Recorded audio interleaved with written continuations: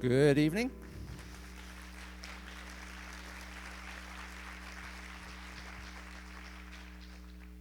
I'm Stewart Brand from the Long Now Foundation. How's our sound? Is that okay? Yeah. How many people here use Wikipedia routinely? I love that breath of air that comes up when you wave around like that. Curious how many here have not been to one of these seminars about long-term thinking before, have not been? Oh, yeah, a big ooh from the audience. That's a measure of the viral nature of the internet, because the only way word gets out on these things is by email. So you either got email from me or somebody forwarded it to you, and that's pretty interesting. Wikipedia is some kind of revolution in progress, and it's already yanked the rug out from a lot of theories of human behavior, and that people only do things in their own very personal interest, and some kind of phenomenon is going on, some kind of thing that people apparently want to do with knowledge that we didn't find out until it was set in motion. And so please welcome the man who set it in motion, Jimmy Wales.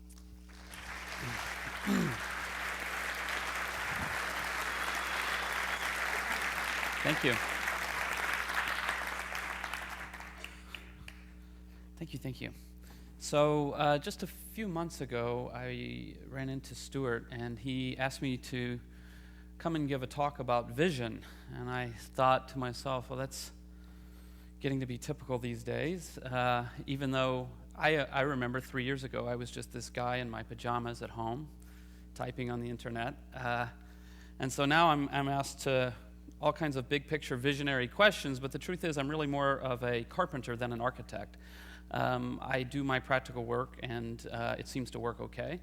But I do have some thoughts about vision and the role that vision plays in Wikipedia.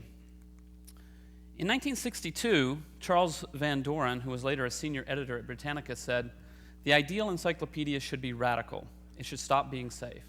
But if you know the history of Britannica since 1962, it's been anything but radical. It's still a very safe and stodgy old institution. Wikipedia, on the other hand, begins with a very radical idea, and that's for all of us to imagine a world in which every single person is given free access to the sum of all human knowledge, and that's what we're doing. Aliou Mamadou Diallo knows something. Kira Wales, my daughter, wants to learn. Aliou, though, lives in Mali, and Kira lives in Florida. So we have a problem, but Guaca, who's a Wikipedia volunteer, is here to help. So the point of this story here, what Guaca does, he goes in Mali out to local people, and he helps them write articles in Wikipedia. He speaks French with them. They speak French in Bambara. He types into the Bambara Wikipedia. He translates into French, and people translate the articles from French into English, and thereby we're able to learn things about local politics and customs in that area.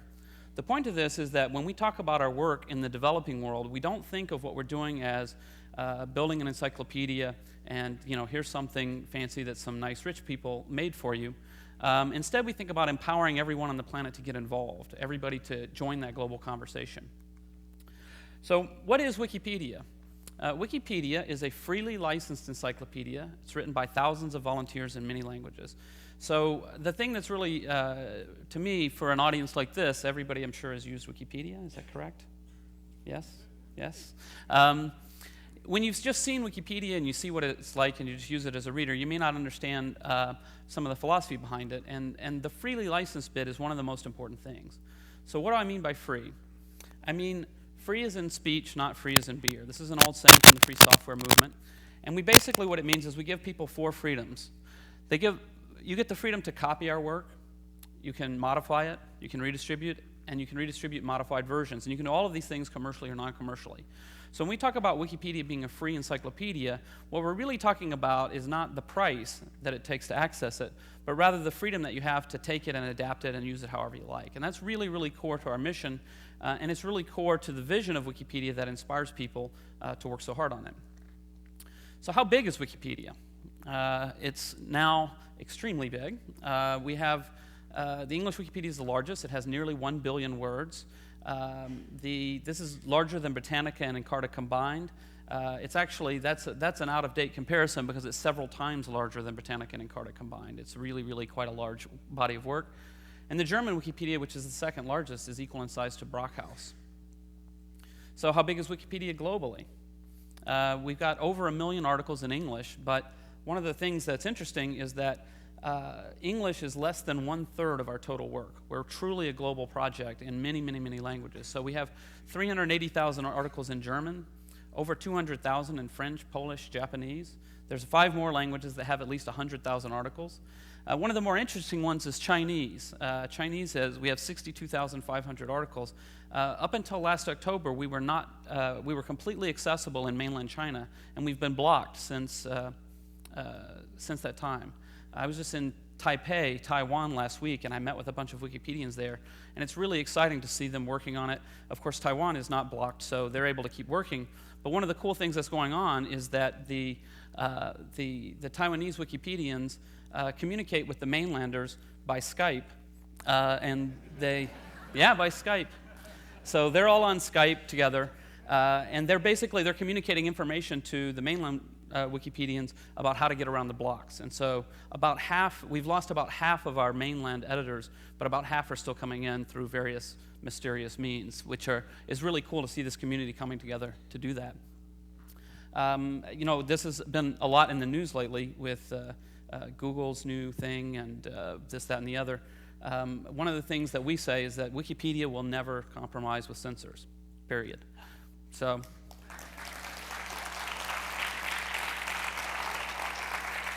What this means is we're trying to get unblocked in China, but we have this very firm position that our work is already neutral. That's one of the core values of Wikipedia. 99.99% of Wikipedia is of no interest to the Chinese government. Articles about the moon or tigers or whatever. What they used to do is just filter certain pages. We wouldn't approve of that, but if they went back to doing that, that would be a lot better than what they're doing now. So we're trying to get unblocked, but we won't compromise, so we'll just see what happens. We have 3.5 million articles across 200 languages. So as I said, English is only about little less than 1/3 of the total work. But saying 200 languages isn't really all that accurate. I don't like to really brag and say we have 200 languages. What we do have, we have 38 language versions of Wikipedia that have at least 10,000 articles, and we have actually 85 now that have at least 1,000 articles. So 1,000 articles is not really an encyclopedia. That's just a beginnings, but I like to monitor that number because once we have 1,000 articles, I know there's a community there. There's 5 or 6 people, they're getting started, they're starting to build, there's regulars there, and that's when it really starts to move. So how popular is Wikipedia? Wikipedia has become a real internet phenomenon in the last couple of years in particular. We're now, according to Alexa, we're a top 20 website. And we now have a broader reach, for example, than the New York Times. So that by reach, I mean the number of unique IP numbers that we see in a given day. We see more people see us, I should say, than the New York Times. We see more people than the LA Times, more than the Wall Street Journal, more than MSNBC.com. But the really cool thing is we see, and the Chicago Tribune. The really cool thing is we see more unique visitors in a day than all of these sites combined. So that's pretty good. So these days, when people from the mainstream media call me up, I'm now one of the people on the short list of, if you're a journalist, these are the people you call when you want to know what the internet thinks. So they call me up and they say, what does the internet think? And what does the internet think of mainstream media? And I said, you mean Wikipedia? Because, who is the mainstream media anymore? We've got around 5 billion page views monthly. I say about that many. One of the interesting things about the way we're organized as an all-volunteer organization, except we have 3 employees. We have a lead software developer. I have an assistant in the office, and my assistant has an assistant. But we have, there's a lot of noise around me, believe me. We have all volunteer developers and so forth, and the kinds of metrics that most people in a .com in a top 20 website would know, like how many page views we have, we don't really need to know that. We don't have advertising or whatever, so we're really bad about gathering these numbers. I'm the only one who actually cares, and I only actually care because I'm coming out and giving speeches. So from time to time, I beg them to please tell me how many page views, and somebody grudgingly goes and calculates it. So it's about 5 billion, but I don't actually know. This little picture just shows the growth of Wikipedia. My favorite part here is in early December, there was a bit of a scandal you may have heard about. There was apparently a mistake in Wikipedia, believe it or not. And who knew? And the media went crazy, and they called me on CNN to yell at me and so forth. And the net result, as you can see, is our traffic almost tripled. So, you know, what are you going to do? So, what is the amazing technology behind Wikipedia? And this is what I want to lead into is really one of the main themes I like to hit upon. The technology required for Wikipedia is essentially you need a database, you need a web server, you need a web browser, and you need the wiki editing concept. Now, the wiki concept was invented in 1995 by Ward Cunningham. Wikipedia didn't start until 2001.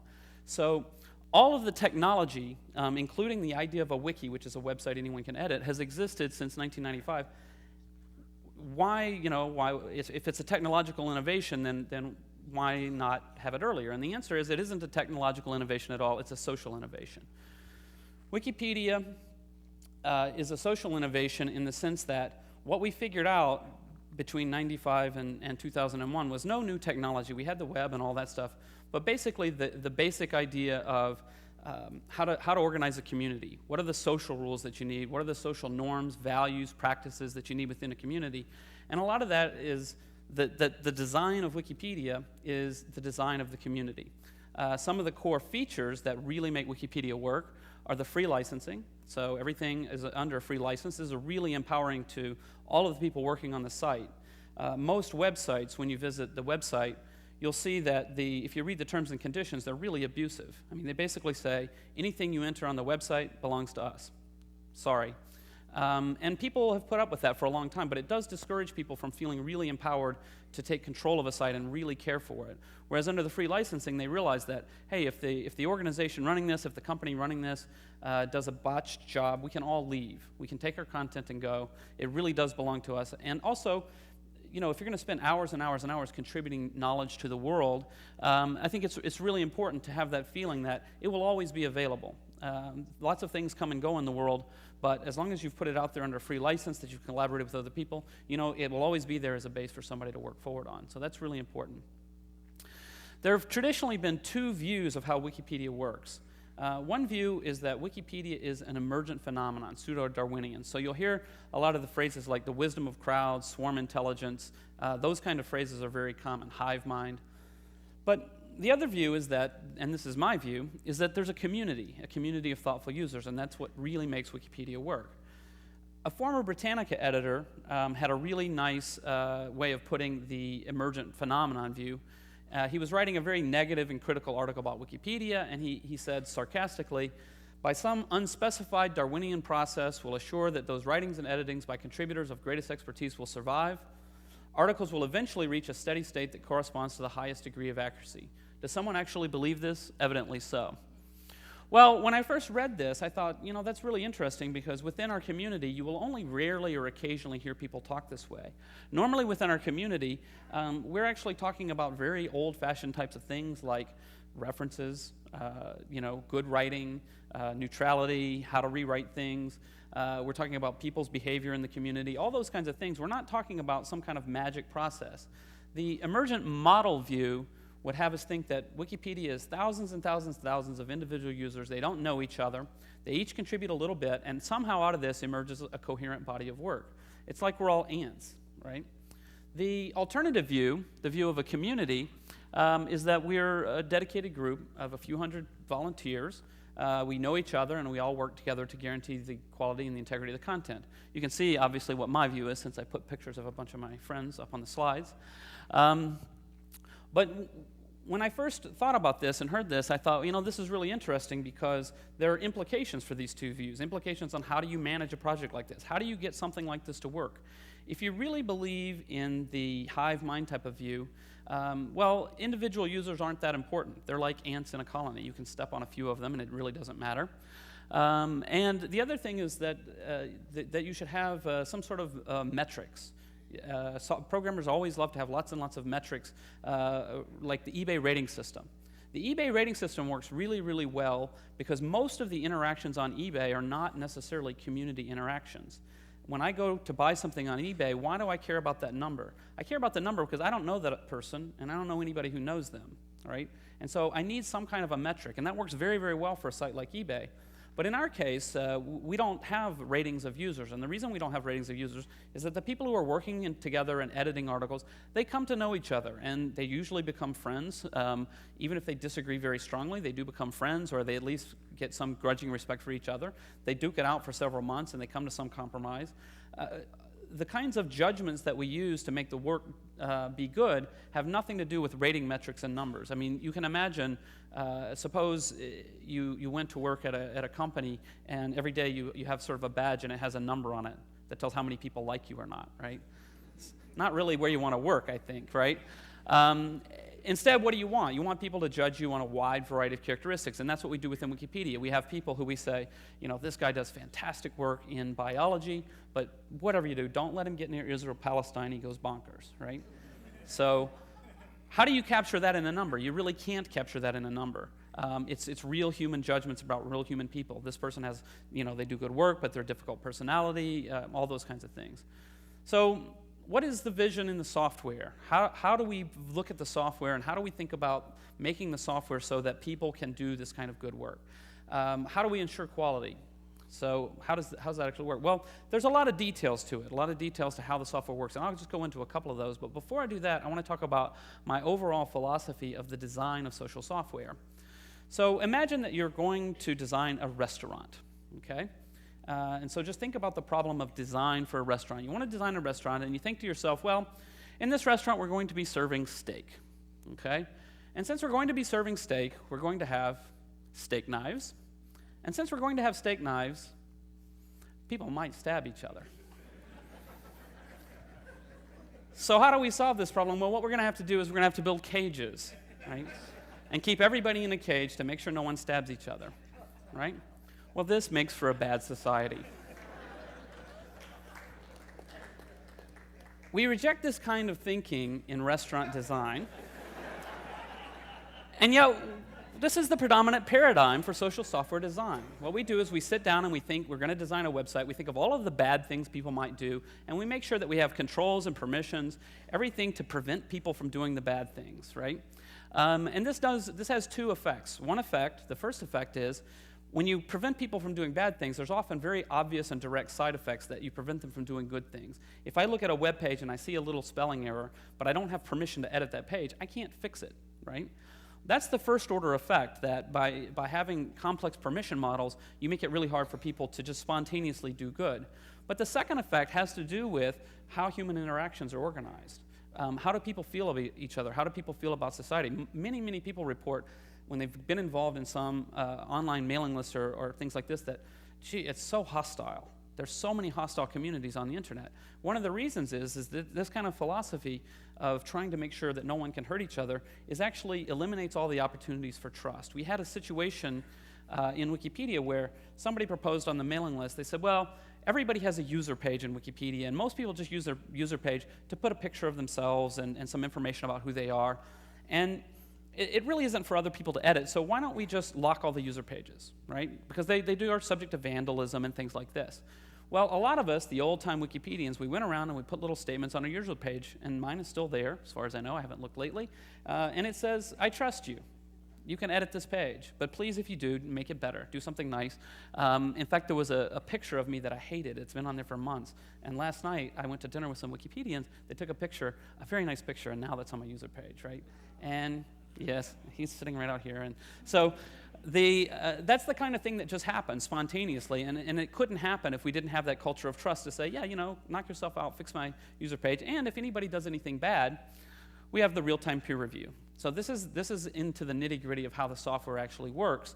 You know, all the good intentions in the world and saying, oh, we love everybody and Wiki love doesn't get you very far if you don't really have the software tools to make it really work. So how does it actually work? Well, some of the core components are that every edit on the website goes under the recent changes page, and this is watched by hundreds of people daily. So if anybody does anything bad on the site, it gets reverted very quickly. It gets reverted because we store every single version of every article that's ever existed. So if an article is deteriorated in any way and starts to go downhill, anybody can revert back to the good previous version. And they do that by keeping an eye on the recent changes. And nowadays, in the English Wikipedia in particular, but also in German and French and Japanese, the recent changes move so fast that it's really not practical to monitor directly. So within the community, people have built these cool software tools to actually monitor recent changes for various kinds of problematic entries and things like that.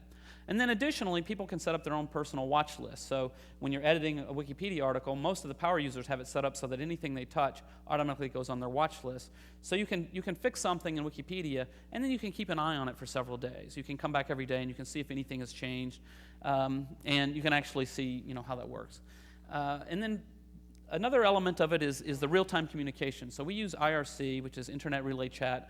This is very old school chat rooms, predates Instant Messenger. It looks like this. It's sort of ugly. But there's tons and tons of people. We have, I'm not even sure how many IRC channels we have. We have them in many, many languages.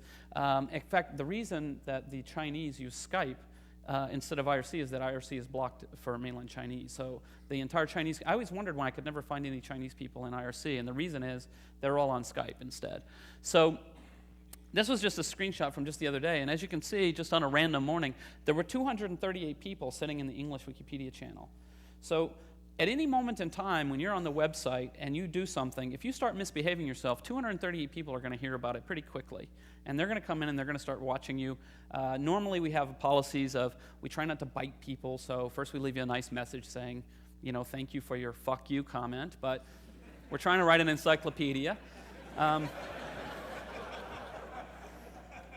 After a little bit, though, you can get blocked. The admins can block IP numbers for misbehavior, and that does happen. Then when you look at the page history, our software has a really nice, compared to a lot of wikis, although a lot of them are getting nicer and nicer, of course, we have a really nice comparison between the old version and the new version. So if you think about how could I monitor a long article, I would have to read the whole article every single day. That isn't what you really have to do. You just come in and you look at the changes and you see, did this change improve the article or did it make it worse? And you can see that at a glance in most cases. And so if this is one of your articles that you keep an eye on, you would come in and you would say, oh yeah, this edit's good. This one I don't like so much. I actually think I can do something else. And you can just continuously keep improving it. Another key feature, and this goes back to the whole restaurant analogy, is that we have hardcore, we have organization by the community. So just to give an example of this, we have the articles for deletion pages. So the idea of the articles for deletion page is that occasionally new articles get created and they need to be deleted. So why would you ever delete anything? There's lots of disk space. The simplest example would be something like someone makes an article with the title of ASDF, and the text of the article is Hi Mom. Well, when that happens, probably that's never going to become an encyclopedia article. You can think about it for a minute and say, yeah, I don't really think that's ever going to be an encyclopedia article. In a case like that, that would be a speedy delete. Any admin could just come in and delete it, and it would just go like that. But there are other cases where it's borderline, where you might say, I'm not sure if this is a hoax, is this real, is this not real? And the example here was a film called Twisted Issues, an obscure underground punk film from 1988. The funny thing is, I gave a talk just 2 days ago at the University of Florida, and the next day somebody wrote me, and they said, do you know I played on the soundtrack for Twisted Issues? I said, wow, really? Go ahead at the article, please. So anyway, the first person says it's supposedly an underground punk film, but it miserably fails a Google test. So what's the Google test? You look something up in Google, and if you can't find it, then it probably doesn't exist.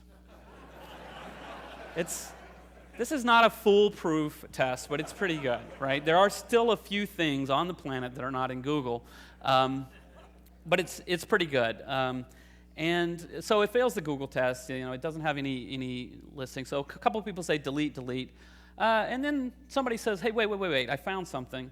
It's in the Film Threat Video Guide to 20 Underground Films You Must See. So maybe it has some notability. Next person down says, clean it up. Somebody says keep it. It's a real movie. It's in IMDb. Keep. So at the end of a discussion like this, this would have been kept. In fact, it was kept, and the article's still there. But the interesting thing about this process is that although people are voting delete and keep, right?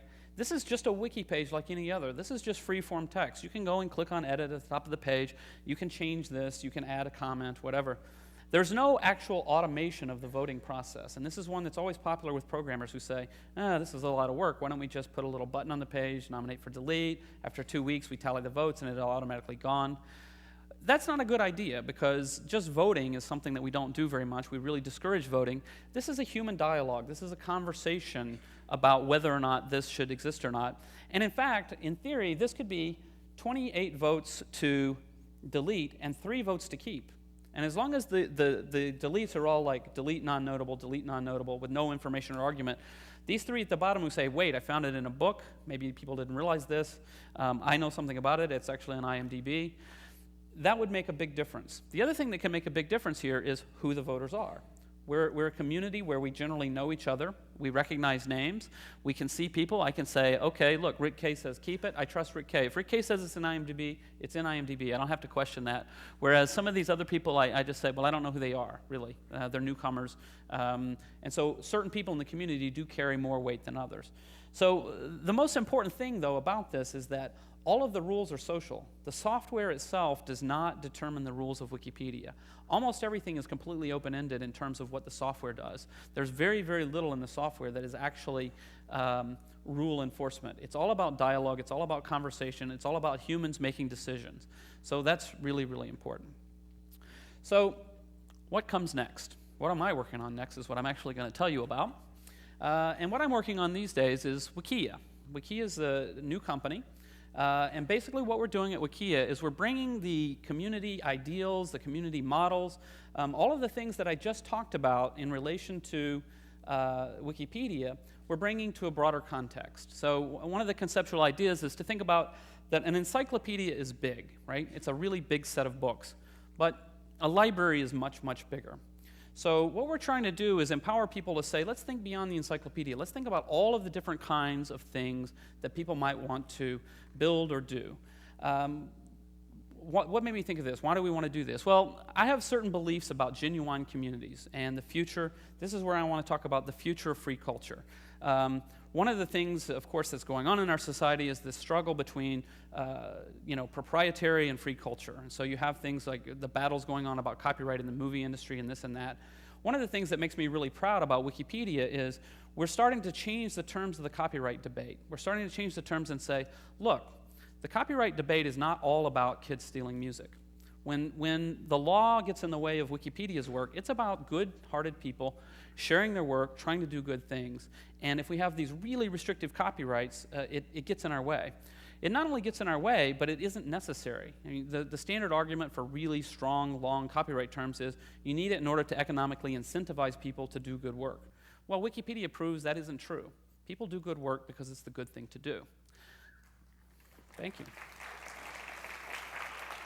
So my idea now is, okay, we've got this first big shining example, but let's build this out into a much bigger cultural force. Let's take these ideas of Wikipedia and bring them out to lots and lots of people in lots and lots of areas, far beyond just encyclopedias. I think that genuine communities like Wikipedia will be built on love and respect. I get a lot of talks at tech conferences, and I always like to say I'm the only guy who's going to get up at a tech conference and talk about love, right? But it's really important because of all the things I've been saying, Wikipedia is not about the technology, it's about people. It's about leaving things open-ended. It's about trusting people. It's like encouraging people to do good. That these communities, I believe, are going to be the norm on the internet. I think people have seen that some of the old models are really unhealthy. They really don't work. And I think that Wikipedia shows us a really powerful means to move forward, to empower lots of people to do good work cooperatively.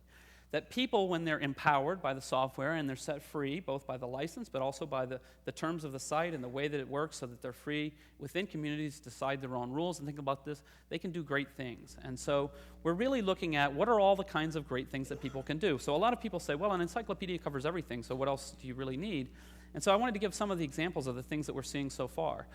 This is the Lost Wiki. Do people here watch the show Lost? Lots of people? A few people? You should watch it. It's really great, but it's really, really, really complicated. And there's lots and lots and lots of characters, and it's really hard to figure out. And the cool thing is, the Lost Wiki, the fans of the show are coming in and they're documenting all of this complicated information. So you can go in here and you can read about this. This is far beyond what you would want in an encyclopedia, for one thing. Second, it's not necessarily neutral. The people who are writing the site are fans of the show, so they don't need to be neutral. They don't need to include criticisms and controversies about whatever. They may choose to, but they don't have to. It can be a very favorable review because it's written by fans who really love it. These are the kinds of things that people can do and build. In the old days, if you think back on the old GeoCities days, and lots of people were building fan pages and things like this, but what would happen? People build a fan page, and after a while they get bored of it. It's really not that fun to do all by yourself. The idea here is people can take whatever passion or hobby or interest they have, and they can build something. They're going to give it away in a free license, and they're going to come together with love and respect and build all kinds of cool things on any kind of topic. So we have some of the most successful things we have so far, of course, geek culture. Things like Star Trek, Star Wars. This is the Doom Wiki.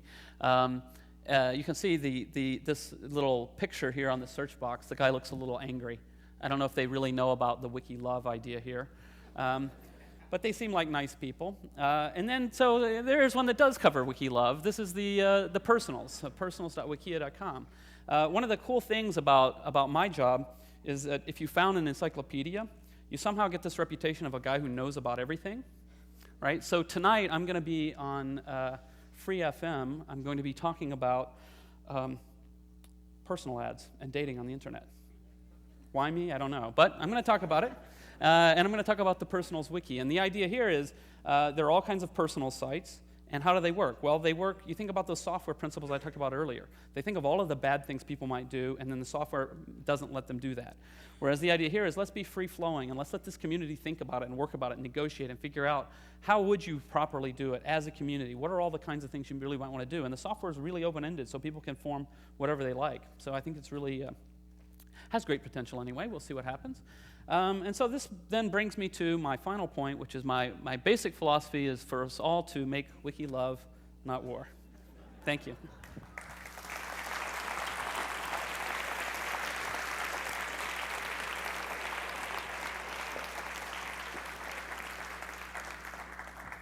So I guess now we're going to have questions. Yes, please. Okay, good. Is it Ileana Street? Waving a hand back there. Very short question, very readable in the dark, thank you. How do you make money? Oh, well, Wikia is one way. Wikia is, the model for Wikia is we're a for-profit company supported by advertising. Wikipedia works really well as a nonprofit because people are very passionately enthusiastic about this idea of a free encyclopedia for every single person on the planet.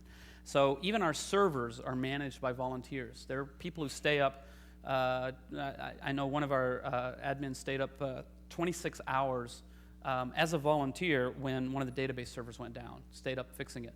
Well, we don't expect that people are going to do that for things like the personal site or for the Lost Wiki or things like that. It doesn't quite have that. Instead, what we want to do is provide the infrastructure through the for-profit and through the advertising revenue. One of the things that I just recently joined the board of Creative Commons, and one of the things that Creative Commons thinks about a lot is, okay, we all believe in free culture, right? We all think that sounds like a great thing. Let's be non-proprietary, let's share. How can we make this work, right? How do we make this work? So with free software, this was the question for many years. Well, where's the business model? Where's the business model? Well, now finally we begin to know the business model. There are several. You know, there's Red Hat. There are also incentives for companies like IBM to contribute. They have incentives for whatever reasons, for consulting, for hardware sales, things like that. So we know that free software is sustainable, but what about free culture?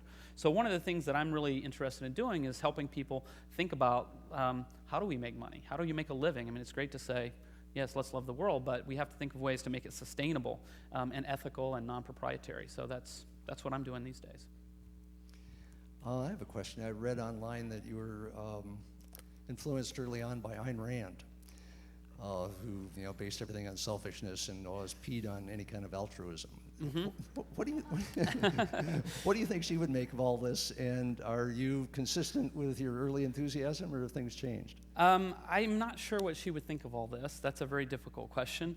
My views haven't really particularly changed. So I think that a lot about her views are widely misunderstood if you approach it in a very simple way. If you remember, one of her great characters that everyone remembers was Howard Rourke. He's the architect. And he was offered the opportunity to design buildings for a lot of money but he had to compromise his artistic principles, and he refused, and he went to work in a quarry instead. And so the idea that passionate self-interest has only to do with thinking about how to make money is really not correct. For me, rational, passionate self-interest has to do with having a vision, sticking to it. And so for me, I'm just doing something that I believe in. And if I make money, that's great. If I don't, hey, whatever, at least I did something I believed in. So I know at the first line of your biography, somebody's biography of you will read, it'll say, Jimmy Wales laughed. Cool. Howard Rourke laughed is the beginning of the Fountainhead. Yeah, it was either that or Petrograd smelt of carbolic acid, which is from one of our other books. It doesn't quite have the same flair, but... Walter Cox has a question. Where are you? Right in here. What keeps a political entity like the People's Republic of China from corrupting an article like Tiananmen Square Massacre? It seems to work now, but for how much longer? You know, besides specifically on that, this raises the question that Burning Man and everybody keeps running into. You know, what will time do to this beautiful vision, and how can it possibly scale? Doesn't it get dirty when it gets to a certain size? Right. Yeah. So those are similar questions, but slightly different. So the question is, what about an organized group coming in and trying to do something in Wikipedia? Well, the first answer is that the community that we've built is pretty strong, right? And the way things work, it would be pretty easy for us to say, you know, you can't just come in and replace it with a one-sided rant or whatever. That's going to work really well. And in fact, one of the things that I would say is that if the Chinese government would like to come and contribute to Wikipedia, they're free to enter the dialogue like anybody else, but they're not going to be treated in any special way, so they may not be able to get as far as they would like. I didn't go into all of the details of how the community is organized, but I can tell you like one story. There was a case where a neo-Nazi website on the internet with message boards, they discovered Wikipedia. And they said, oh, this whole thing is terrible. It's a big Jewish conspiracy. They had pictures, and they were measuring my nose to see if it was really crazy. And so they said, well, they discovered the votes for deletion page, which is what we used to call it. Now we call it articles for deletion for very complicated reasons I can't explain. But they said, oh, there's the votes for deletion page. We're going to go in and we're going to take over Wikipedia. We're going to delete all the articles we don't like. So they went in and they said, well, we're going to nominate this and we're going to vote it to delete. They said there's 40,000 members of this website. We can easily overtake them, right? So they all came over, all 18 of them, right? That's Nazi math, 40,000, 18. So all 18 of them came over and voted. So that particular vote ended up being like 85 to 18, and they didn't succeed. But people in the community said, well, what will we do? We do have this open process. And I said, well, this is still my role in the community. We have consensus, we have democracy, we have this and that, but we still have a little bit of constitutional monarchy. And so I said, my role in the community is to defend the community. And so one of the things we would say is, well, if a bunch of Nazis come and try to take over the site, I'll just ban them. That's easy. And do our current existing rules allow us to do that? Well, no, other than the rule that says, comma, unless Jimbo, whatever, But the key there is that requires a certain amount of trust, and it requires me to not do that, basically. And I never do that. Go in and ban a whole large group of people would be one of the most shocking events that ever happened in Wikipedia. But I think it's been important that we keep that kind of thing so that we can experiment. We freely experiment with our institutional structures, and we don't have to be paranoid. It goes back to the restaurant analogy.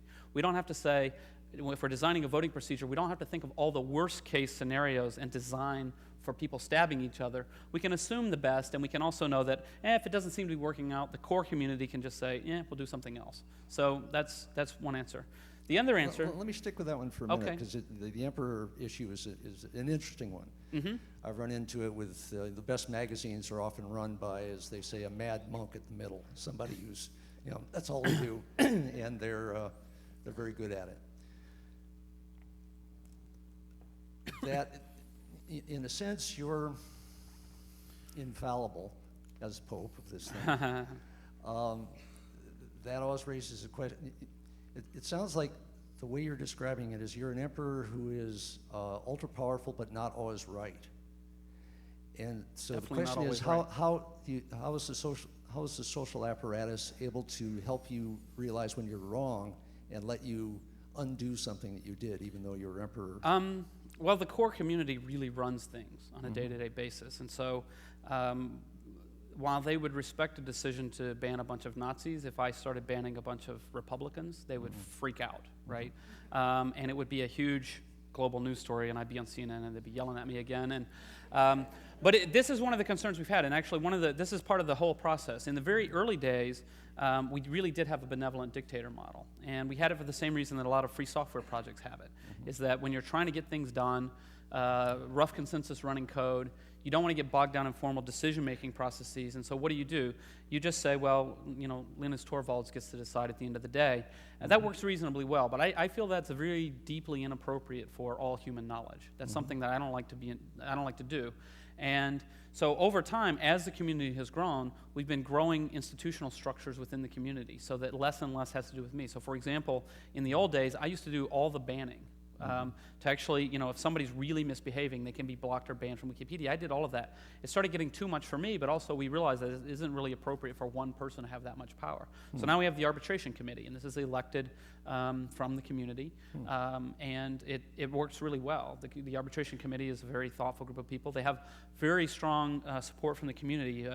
One example, Mind Spillage was elected with like 95 plus yes votes to no votes. So we sort of maybe Cuba-style elections, but they're actually genuine, that this is the process and that people really do support because they pick the kindest, most thoughtful people in the community who are really good at mediating conflict and trying to find some middle ground, and those people do a good job of very carefully considering things. And there's always problems, but the goal over time is for me to move from benevolent dictator to being like a constitutional monarch, right? I gave a talk where I went into this in Germany, and then the next day in the newspaper it said, "I am the Queen of England." Right? It's not exactly what I said. Something was lost in translation, but the idea is I should have certain theoretical power for a while now, but it should be decreasing over time, and that ultimately that power should go away and be nothing more than symbolic. So are you working on your regal wave from the Exactly. coach? I just want to go around and wave and give speeches. So I interrupted you when you were talking about scale. The other part of the question was scaling. How do you, as the community gets larger and larger, how do you deal with the issue of scale? And there's a few problems, and in fact, so something we talk about. We had a long conversation about it at dinner last night. So I told you the story of articles for deletion, and I said, well, 26 people could say one thing and 3 could say the other, and if 3 had better arguments, they would prevail. Well, that's actually not true. It's mostly true, but recently, articles for deletion has been very problematic because there's so many people there that it's become very difficult to identify the 3 people you trust, the 3 best arguments. And so that's a scale issue. Yeah. And it works when there's smaller groups of people because you can trust and you can negotiate, you can compromise, you can come to a consensus. With a really large group, it's a lot harder. So one of the ideas that was proposed last night, which I've been thinking about all night, is to, for example, take that portion of the community where things have started to scale too big and break it down into smaller groups, and to basically say, within the individual area of expertise. So if the article is about a bridge, then the wiki project for bridges should be the ones deciding the deletion, because that's a small group of people. Again, now you're back to not just one person, but 20 or so people who could get in there and actually negotiate and compromise and actually think about it in a better way. So that's some of the things that we're looking at, but we're very aware of this issue of, as the community gets larger and larger, how do you keep parts of it from becoming unhealthy? And moving that thing to sort of the subgroup, does that happen in some way automatically, or is there somebody handling traffic? It's nothing happens automatically. Right. So everything in Wikipedia, the way things change over time is a very long and slow process of negotiation and compromise, making an example, showing people that it will work, persuading people one at a time. This is also one of the big misconceptions about Wikipedia. I mean, it's a wiki, right? Anybody can go and change anything anytime.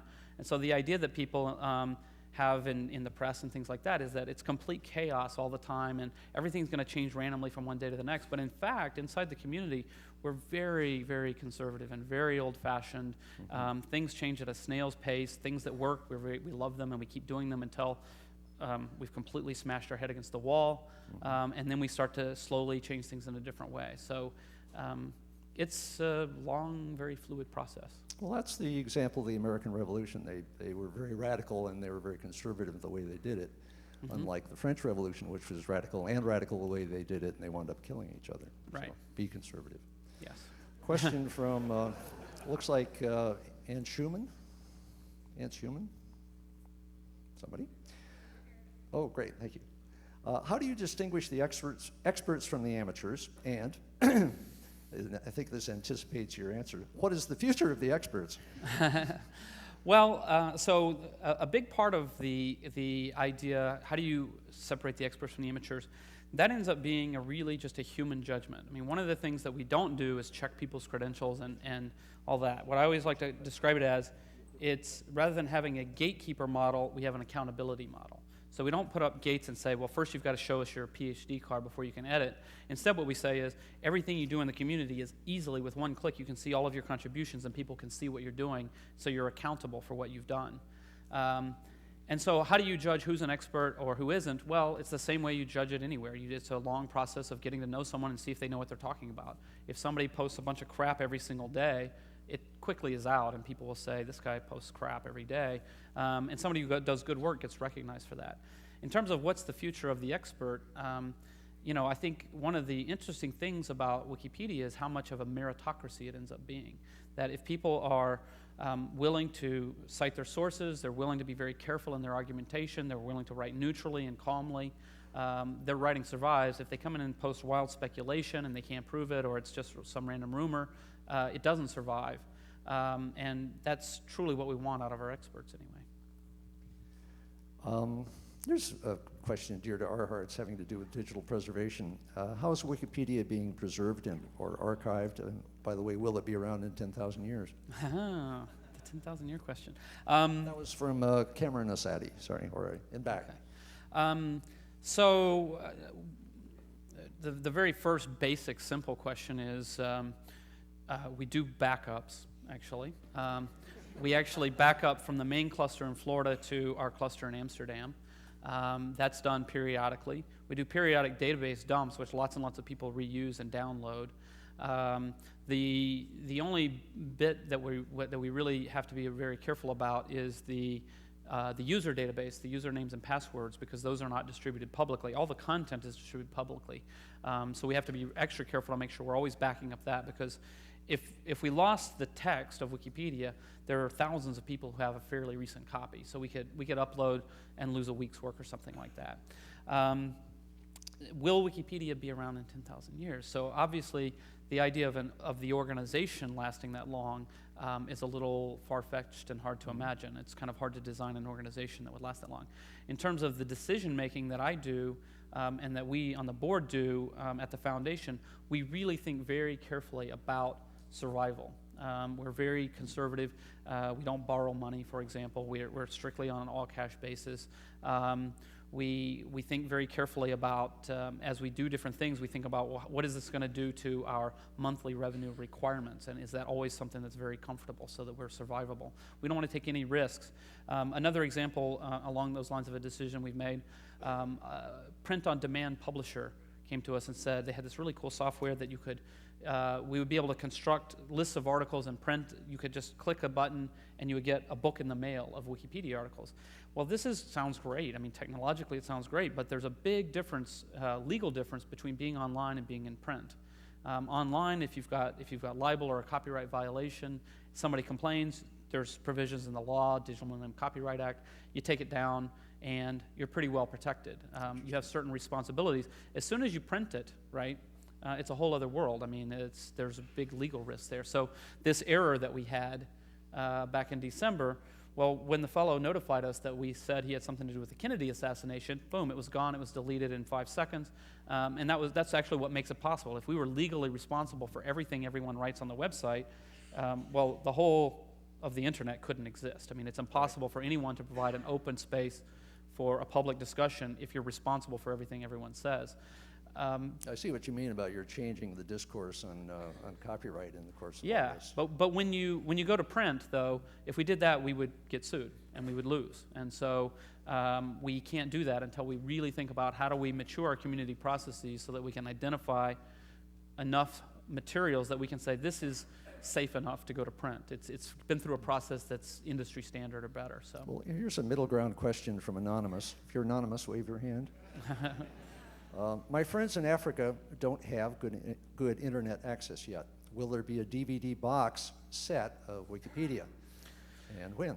Yes. We already have, there's a German company which produces a German DVD. They take the legal risk in that particular case. And there are a lot of projects to create DVDs. We actually have still online, we're still not comfortable distributing it offline ourselves, but online we have database dumps that you can burn, that you can download, fully runnable. This is an area that we're very keenly interested in going forward. I mean, the community, we really take seriously, and it inspires a lot of us in the community that our work is not just for people with broadband internet connections. We really want our work to be useful and have an impact in places where people don't even have good drinking water. That's one of the reasons that we insist on everything being freely licensed, because we want to make sure that anybody out there who has an entrepreneurial idea, a small-scale entrepreneur, can go out and actually say, hey, I see an opportunity here to print encyclopedias for kids in India, right? And I can make a buck doing it, and that sounds great to me. I would love that. I mean, you can hardly think of a better way to make a living, right, than providing low-cost books to children. And if we allowed things in the site that were for non-commercial use only, it would prevent that. And so that's one of the interesting things. People always say, oh, I'd love to donate a bunch of stuff to you, but I don't want people making money off of it. And this is my answer. Well, is it that you don't want people making money off of it, or is it that you don't want people making your work proprietary? And then usually people see the light, see what I'm talking about. Well, that relates to, I suppose, Nicholas Negroponte's $100 computer notion, some of which some people don't like it, some do. Which camp are you in? I hope he builds it. It sounds cool. I Yeah. need one. This one costs way too much, you know. He's got a MacBook Duo here. Yes, the I'm new one. envious. Yes. So, By the way, Negroponte goes around saying he wants to get the $100 computer out so everybody in the world can get Wikipedia. Yeah, no, I know, and I'm glad he says that, because I agree with him that in many ways, Wikipedia is the killer app for that kind of device. Because if you think about a $100 computer that's going to come with some basic software, what are people really going to use it for? Well, it has wireless, so they can start using it for communication, but one of the really cool things is instant access to the world of human knowledge through very low-cost means. I'm very excited about it, and I have no idea. I'm not at all an engineer, so is he tilting at windmills? I don't know, but it seems promising anyway. Question from Allison Fish, right down here. If your editors all know each other, how do you keep a check on the sometimes polluting power of groupthink? Yes. Well, that's a very interesting question. As it turns out, as we get bigger and bigger, unfortunately, they don't all know each other, but there is a very strong, tight-knit community. And that is, in fact, a danger. It's one of the things that we really try to be aware of, and a lot of our social rules have to do with that. There are a lot of things that we do.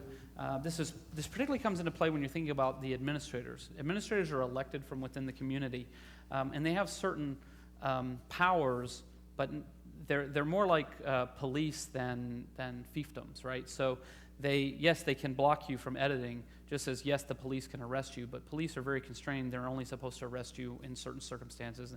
They can't just randomly go around arresting people. Administrators, for example, are not supposed to use their admin powers in anything that they're actively involved in editing. So if you've been editing an article, you get into a quarrel with someone, and you just say, well, then I'm going to block you. That's deeply inappropriate, and you can be, de-sysopt for that. But it is something that we're very aware of, and we always try to say one of the most important values that we have as a community that I think is really important for us to keep is the idea of always being welcome to newcomers and always be welcome to outside ideas and perspectives. But of course, as in any group of human Say more beings, about that. How do you actually do that? Because I've seen a lot of things, including things I've run, like the whole Earth. Became a small community, and we started shutting out new people, and we died. How do you welcome new people? Well, a lot of it's really just very practical stuff. If you start editing Wikipedia, someone, make 20 or 30 edits, hopefully sooner than that. somebody will show up on your talk page and say, hey, welcome to Wikipedia, here's some links. Hopefully when it's done well, when people have enough time, they'll actually have looked at your work and they'll say, I noticed you editing the train area. Have you seen the Wiki project trains, right? And they'll actually greet you in a personal way. And there's people who love doing that, and it's a really important part of the community. As long as we keep those kinds of habits, I think that's part of it. I mean, that's actually a great example of, it's one of my ongoing themes is battling against programmers, right? Programmers say, well, gee, it's a lot of work. You have to go and find people who've edited 10 times and post this stuff on their page, and we could automate it. On your 10th edit, you automatically get a welcome message, right? It's so much easier, right? But there's no human there, right? Right. So we don't do that, right? We just say we don't algorithmatize things that don't need to be. But yeah, no, and at a certain level, I think there is no magic answer to this problem. It's a problem that all human organizations face. How do you really make sure that you've got somebody with an outside, quirky point of view, that you're actually trying really hard to accommodate them as best you can, and you really try to work with them to say, okay, well, let's, we don't agree with what you're doing or trying to say, but we're going to try, like, where can we compromise? Where can we come in and say, what can we use out of what you're doing? And you may not get everything you want, keep in mind, right? As long as we keep that up, we're doing okay, but there's no magic guarantee. I mean, it's eternal vigilance is the price of liberty. So. Well, and this is a corporate culture issue in a way, to constantly welcome people or not. And do you make that explicit, or is it something that's just constantly done by example, and therefore everybody knows that's the way to do it? It's a bit of both. It's a bit of both. It's very actively written about and talked about as a core value. Don't bite the newbies is one of our policies. Question from Scott, which apparently we're getting lots of versions of this question. Where's Scott? In back. What is the size of Wikipedia's infrastructure, the physical systems? And by the way, what's your power bill? The size is about, yay big. No, I'm just kidding. We have right now around, we just got 40 new servers, so I think that we've just passed 200 servers in service worldwide. The bulk of those are in Florida, where we have, I was just there the other day and I counted the racks, but I've forgotten. I think we have 7 full racks, if that means anything to you. In Florida, we have servers in Amsterdam, we have servers in Paris, but just a few, and we have some servers that Yahoo provided for us very nicely in South Korea. So that's what we have. Pat Hunt with a question. I have an addictive personality. Where are you, Pat? We all want to see you. Uh-huh. Is involvement in Wikipedia editing dangerous to me? Yes. Yes. Although, I mean, I always say I'm really an internet addict, but at least I've turned my addiction for the good of the world somehow. Yeah, I mean, people do get really into editing Wikipedia, and that can be a good thing. In fact, a lot of really great work is done by people who are some kind of borderline obsessive compulsives, right? Now, you joke, but it's actually true that there are people who really like organizing things, right? And they come and they organize night after night after night. And they can become very obsessive. And that's fine. It can be a fine outlet. If if it's something is itching you and you want to scratch it and keep doing it, that's fine. The problem can be is if you get stressed out, right? And so people sometimes get very stressed out by Wikipedia. A lot of people who are who have those kind of personalities, they do really great work, but they can be quite brittle, meaning if anything doesn't go right, they get really upset, and it's very difficult for them. And so that's unfortunate. But it's other than carpal tunnel or something like that, it's not inherently unhealthy. Well, we all remember that one of the creators of the Oxford English Dictionary was he was in an insane asylum. Yes, that's with right. Lots of time on his hands. A pair of related questions, one from Henrik, back over there, and one from Rolf, somewhere over here. Henrik asks, did banning anonymous users from starting an article do any good? And Rolf asks, I noticed that the authors of an article are not easily visible. Can you explain why these authors aren't more interested in getting credit? Okay. So what he's referring to is a very minor policy change got a lot of news because it happened coincidentally around the time of the Siegenthaler incident. And what we did was, if you're an anonymous IP number, meaning that you haven't logged in, you're unable to create a new article. You can still edit just about any other than the main page and a few articles. It's possible to go to Wikipedia, you don't even log in, you just click edit and you save, it goes live on the site immediately, and it shows up as an IP number. But you can no longer create new articles. Did it do any good? I don't think so. It didn't seem to help, and so we're probably going to change it again very soon. What we really are trying to do there, we get, I don't know the exact numbers recently, but we get about 5,000 new pages created a day, of which only 1,500 survive. The other 3,500 are people experimenting, or they're deliberate vandalism, but that's not as common. It's just people are trying the system out and they create a page by accident. Sometimes people create a page that's a duplicate of another page and it needs to be merged, just has a slightly different title, things like that. A lot of that kind of stuff goes on, but it's a huge fire hose of stuff coming at people every day, 5,000 articles that have to be dealt with. And the idea was, let's just slow it down a little bit. It turned out what happened was, it slowed it down a little bit, but what it really did was, on that page, you were forced to create an account, so then people just started creating thousands of accounts per day, people who never became members of the community. So it didn't really do the right thing. What we really want instead is a better way for flagging newbiness of edits. So we want to be able to not prevent newcomers from doing things, but we just want the community to be able to see them. In the smaller wikis, that's pretty easy. If you're working in a smaller language where everybody still kind of knows each other, you can just look at the recent changes and you can see after a couple weeks of experience, yeah, now this person, who's this? Is it somebody new? I'm going to go check out what they're doing. Now in English, there's so many people editing that it's, even for somebody who's deeply immersed in the community, there's lots of experienced Wikipedians who you just happen to have not come across yet. So it's a little harder to judge when you see an edit. Is this done by a known and trusted Wikipedian, or is this somebody who's totally new to the community who may not understand our values yet? So, and that's the direction we're going to move, is basically better tools for identifying that this person is kind of new. We want to make sure we do that in a way that's friendly and supportive, not the same problem we were talking about earlier of, is this the first step in excluding outsiders by marking them with a little flag or something? Well, this relates to the question of credit, because in a way, us customers go on there, and when I read things in the newspaper online, I look at the byline, and it often influences my, whether I'll keep reading in a big way. You don't have bylines in the articles, but yet within the regular user group, as you were saying, some people have, their opinions have more value than others because they've earned that. Right. Well, what do you think about this in terms of public visibility of people? So if you go to any article and you click on the history tab, you can see all of the edits, you can see all of the authors. One of the things I think we'll probably want to do, and this is actually one of the things with we're very excited about. In the nonprofit, we rely all on volunteer programmers, right? And so a lot of features of usability that we've wanted for a long time, we just didn't have. So now I'm hiring, right? So if you want to be involved in this, at Wikia, if you're a good PHP programmer, web experience, things like that, we're basically going to try to add a lot of features to the software.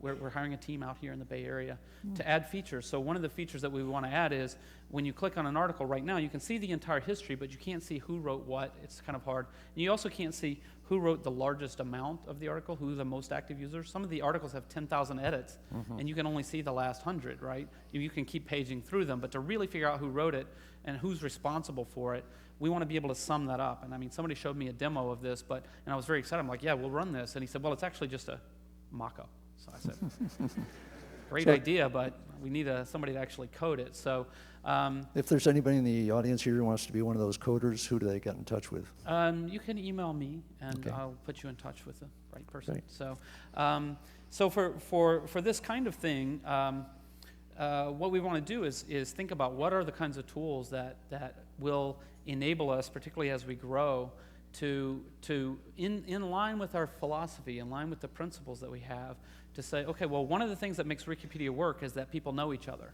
Well, what are the areas in the software where it makes it hard to know who did what, right? And so to say, okay, well, one of the things when I go as an editor and I say, this is a great article, who's responsible for this? I want to be able to click and see, 78% of this was written by so-and-so, so I could say that this is a good editor. I can even go thank them and say, that was a great article. why did people not want credit right on the article page, right? That was a part of that question. And I think thinking about those kinds of motivations or what people care about is lots of different people have lots of different reasons. Some people probably do want that kind of credit, but they don't get it. So either they don't work in Wikipedia or they just come to live with it. But I think the main reason is the general public who's coming to Wikipedia, we don't know who they are, or we don't necessarily even care so much. What does matter to people is recognition by their peers. And so if I write an article and it's really good, right, and I'm really proud of it, and some very prominent, well-known Wikipedian like Mind Spillage, who won the election with 95%, if she comes by and says, hey, great article, I'm like, this is great, this is somebody I really respect, and so she cared about it, and so that was really good. So I think people care more about recognition in that sense, rather than that some million people I don't even know happen to see my name on a page and they'll never remember it. How does that recognition get around? Is that through the IRC net approach? A lot of it's through the IRC. A lot of it's just through the active editors. I mean, if you're really active in editing, people tend to cluster in areas of interest. So if you're part of the Bridge Wiki project, and so you're working on articles about every suspension bridge in the world, other people who are interested in bridges will get to know you, and they'll see your work, and they'll say, this is really great work, and they'll appreciate that. And so it's because I think the idea is there's the large community, right, but then there's a large number of sub-communities, and as long as those sub-communities are all healthy, then that's where it comes from. Way to go. I'm going to finish up with two questions here. One from Jed Harris, who's out there somewhere. Aside from encyclopedia vendors, printed encyclopedia vendors, who are your real enemies? Oh, enemies. I mean, Ayn Rand always wrote great enemies with great names. Yeah, I don't know. I mean, it's hard for me to think that way, and that's part of the reason why I am who I am, right? Mm-hmm. I'm not that smart, really, but I'm really friendly. So, are there are there institutional enemies out there, things that are sort of standing in the way of the Wikipediaization of everything? Yeah, I mean, there are certain things like, I think that I'm very concerned about software patents, right? Mm-hmm. But as far as I'm able to tell, patent policy is mostly driven by the pharmaceutical companies, right? Mm-hmm. And they've got their whole set of interests, which I have no knowledge about, I have no really strong opinions about. But when their lobbyists are influencing patent policy and it spills over into the software world in ways that are, whatever you may think about the fundamental issue of software patents, certainly you can say there's better and worse ways, and deciding what we need to do about software patents should probably be decided in the software world, not having to do with the needs of pharmaceutical research, right? So those are things where you get really irritated at certain institutional structures. I think, a lot of things that sort of annoy me are things like the proprietary scientific journals. So I'm a big advocate of the open access movement and Public Library of Science, for example, and they're doing these peer-reviewed, very traditional peer-reviewed scientific journals, but they're putting them under Creative Commons licenses and so that people can distribute it. And they're working on finding different business models. The traditional business model of scientific publication is a pretty good one, right? If you can get the work, because you don't pay the scientists anything and you sell the journals for a lot of money, right? This is a great business, right? It isn't necessarily healthy for science. It isn't necessarily healthy for the developing world, for humankind in general. But it's a model that used to work. It used to be the model that made sense. It made sense because we thought, well, gee, distributing all this stuff is very expensive. Well, now we know distribution's free, So there's no inherent reason why if someone in a university in India that's not well funded wants to read some scientific paper, well, just download it off the internet. It's really cheap to provide it. It's just we have these institutional structures that don't want that to happen for very dinosaurish reasons, right? So those kinds of things sort of irritate me, but I think that's just a matter of time. As people discover the new ways, then I think all that's going to change. There's someone here from the Public Library of Science tonight, I believe. Is that right? Barbara's here. There she is. How do you do? Last question from Gary Wolf. Gary, where are you? There he is. I'm impressed that this has been a wonderful, thank you, talk about design in one of the squishiest areas to design in, which is social stuff and community stuff. So Gary's question is a good one to end on. What are the unsolved problems of Wikipedia? Right. I think the really unsolved problems are the ones that are facing the English language Wikipedia in terms of scaling the community. There are a lot of areas where in these really large communities, and there's English is the largest by far, the English Wikipedia community, where we're bumping up against interesting kinds of barriers, like, for example, in my talk I have this happy story about articles for deletion, when in practice we know it isn't working as well as it used to. That lots of times what happens is people don't know each other there, and they're really voting, and outsiders come in because of somebody sent around 100 emails, and they all rushed in to vote, and people don't quite know what to do about it. Those kinds of areas are the real challenge, whereas if you look even at the German Wikipedia, which is the second largest, but it's still, in terms of the size of the community, it's where English was a year ago, right? And so we've got another year of experience of getting through those growth hurdles. And then the really small ones, I mean, this is where I love working with the small Wikipedias, because I was just in Taiwan, like I said, and I met with the Wikipedians there, and they're at about 65,000 articles, and their communities of a certain size, and they're facing, they have these difficult problems, but I know how to solve those because I've helped several of the groups come through this process. So I always worry about what's next, right? And the English Wikipedia always pushes those boundaries first. So I think it's dealing with the scale. That's really the unsolved problems, is going forward. We've managed so far, and I hope we continue to, but it's a big deal to think about. Let me finish with this audience is probably interested to hear about your other audiences. When we were driving over, you told me that you had just talked to 1,200 people in Taiwan, and also had a high old time talking to students at a university in Florida. You want to say something about what you got from those audiences? Yeah, well, I mean, it was really interesting. When I was in Taiwan, I was recognized on a train, for example, right? That was kind of cool. It's actually funny because the Wikipedia viewership, per capita viewership, is about 50% higher in Germany than in the US, right? So, and I'm in the media all the time in Germany. And so I always say I'm like David Hasselhoff. I'm really big in Germany, but